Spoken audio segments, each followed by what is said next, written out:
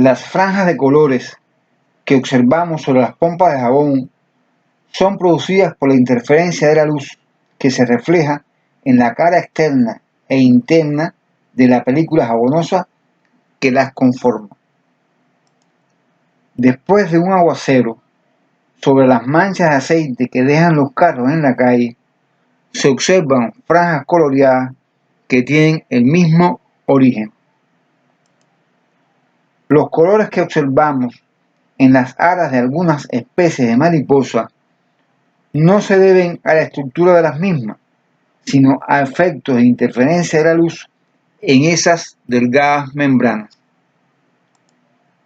Los colores iridiscentes de algunos insectos se deben a fenómenos de interferencia de la luz sobre su cuerpo.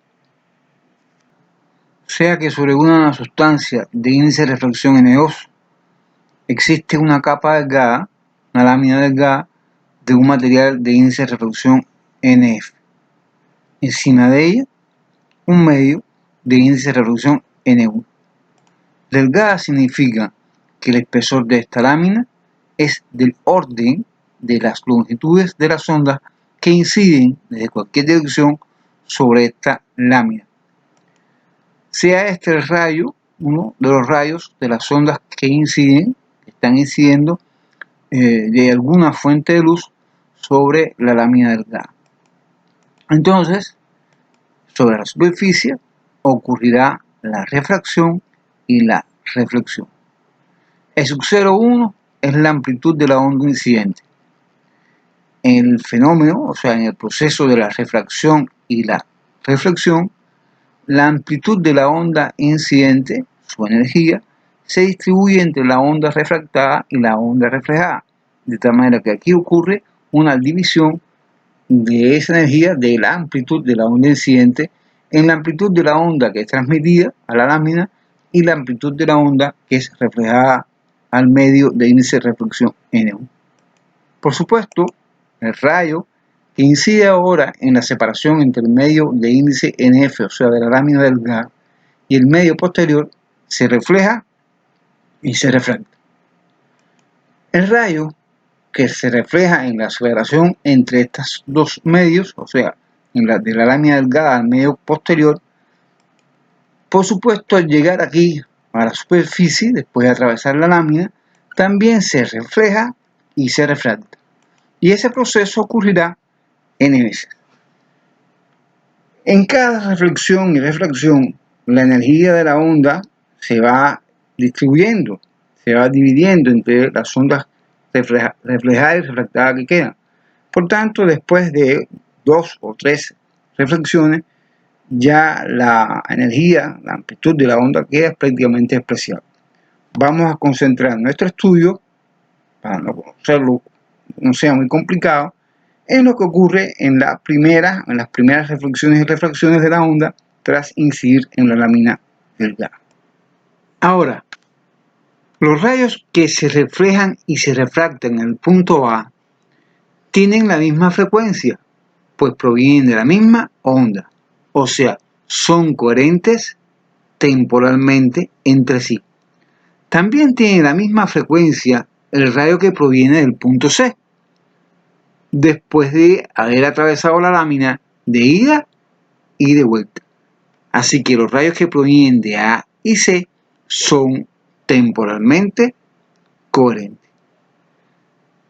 Los rayos que provienen de A y C recorren el mismo camino a partir del punto D.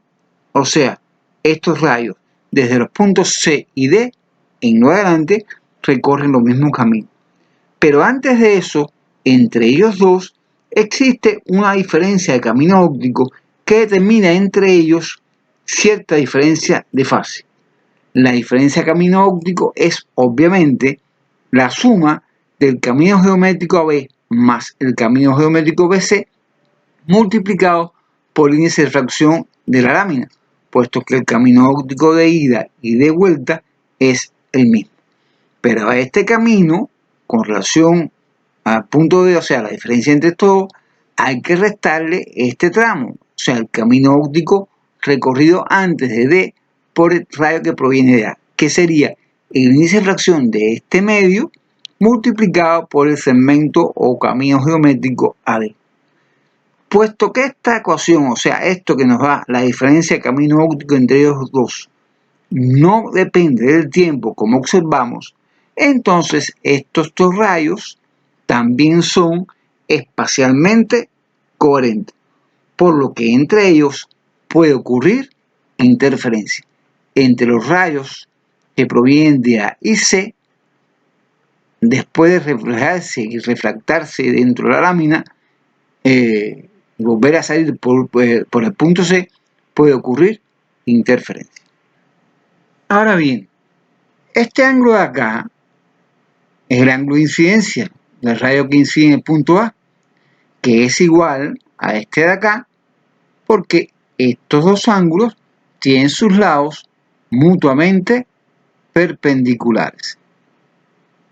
Por otro lado, este ángulo de acá y este ángulo de acá, que son el ángulo de reflexión, también son iguales por ser alternos entre paralelas, siendo este rayo la transversal. Con esto, de simple geometría, el lado AB puede ser escrito en función del ancho de la lámina y del coseno de este ángulo. O sea, AB es simplemente D sobre el coseno de θr. Con lo cual, AB más BC, o sea, todo este camino, que era este igual que este, puede quedar escrito de esta forma. Por otro lado, AD, este camino geométrico, es igual a AC por el seno del ángulo de incidencia. Y utilizando este resultado, podemos reescribir la diferencia de camino óptico de esta manera. Por último, podemos aprovechar que la tangente de este ángulo, el ángulo de refracción, es igual a la mitad de AC, o sea, el cateto opuesto a este ángulo, entre su cateto adyacente, que es D. Y sustituyendo aquí en AC, nos queda la siguiente expresión.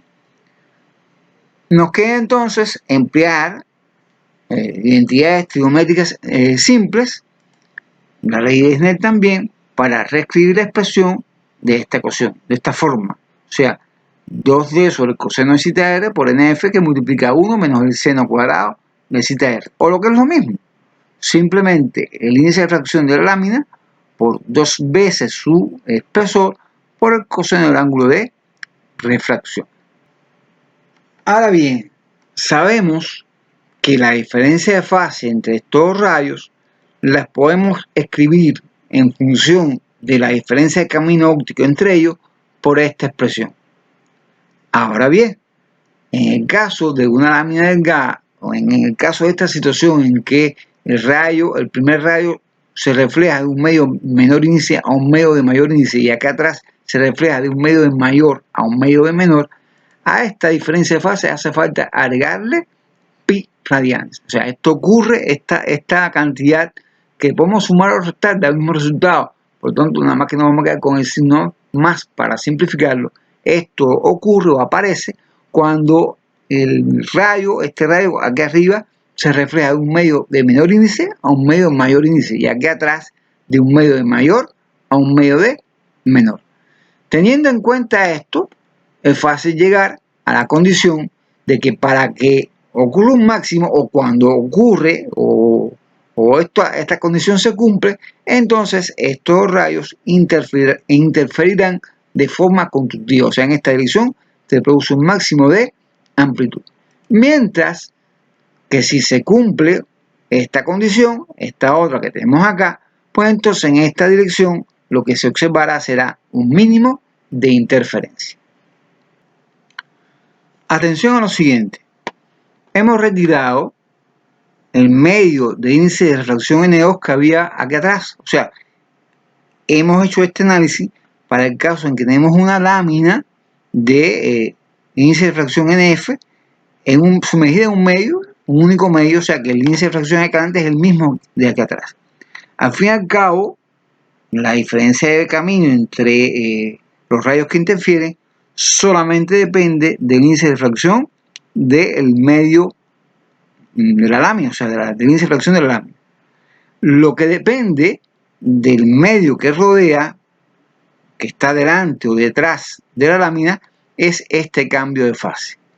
Cuando el medio que está delante y detrás de la lámina es un medio de índice de refracción menor que el de la lámina, ya mencionamos que hace falta agregar una diferencia de fase de pi.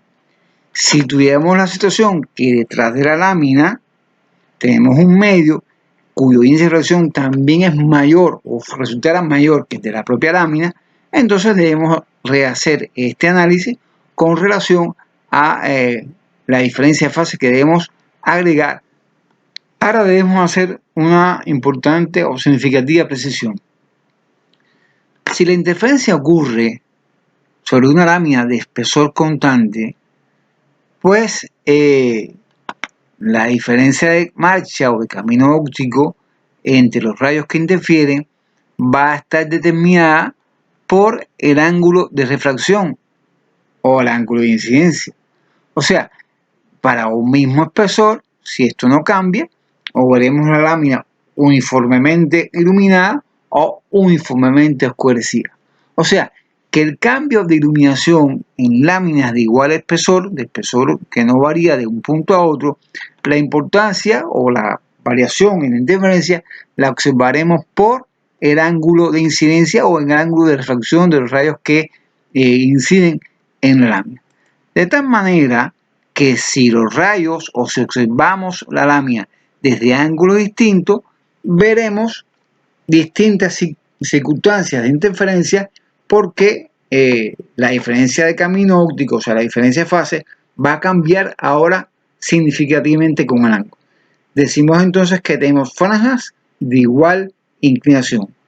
Esta mariposa, por ejemplo, desde este ángulo se ven las dos alas iluminadas con el mismo color, pero basta girar un poco para observar que una de las alas la observamos o se ven de un color diferente.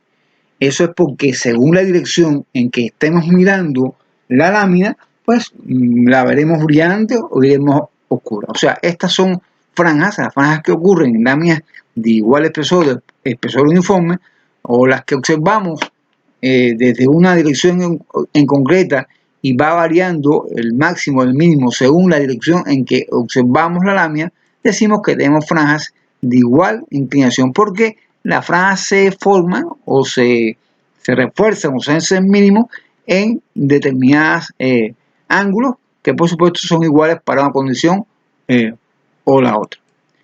Pero si estamos en la situación en que el espesor de la lámina varía de un punto a otro, entonces más importante, decide más, tiene mayor peso en la diferencia de camino óptico que genera la interferencia, el espesor de la lámina en la zona donde estamos o donde ocurre la interferencia, más que el ángulo con que la observamos. O sea, en estas circunstancias, la lámina la estaremos observando muy cerquita de la lámina y estos puntos estarán muy cerca entre sí, con incidencia casi normal.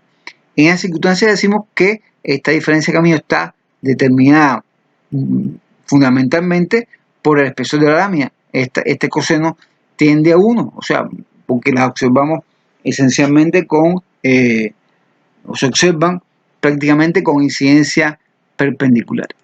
Este es el caso de estas láminas, láminas que se forman en una lámina jabonosa, las que se forman en un aro de alambre con una sustancia jabonosa como las que juegan los niños. Las láminas que se forman o las franjas que se forman en este aro son franjas de igual espesor, o sea, a lo largo de los diámetros horizontales que observamos aquí, podemos asegurar que el espesor en estas zonas, en esta dirección, es el mismo.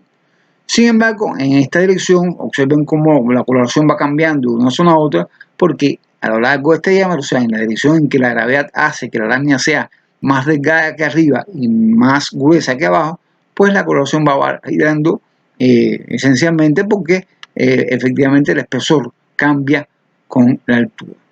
Presta atención aquí arriba, la zona o la lámina se ve muy oscura, o sea, aquí vemos prácticamente un mínimo, porque esta zona es donde más delgada es la lámina. Tanto que será imposible observar aquí una condición o podrá ocurrir un máximo de interferencia.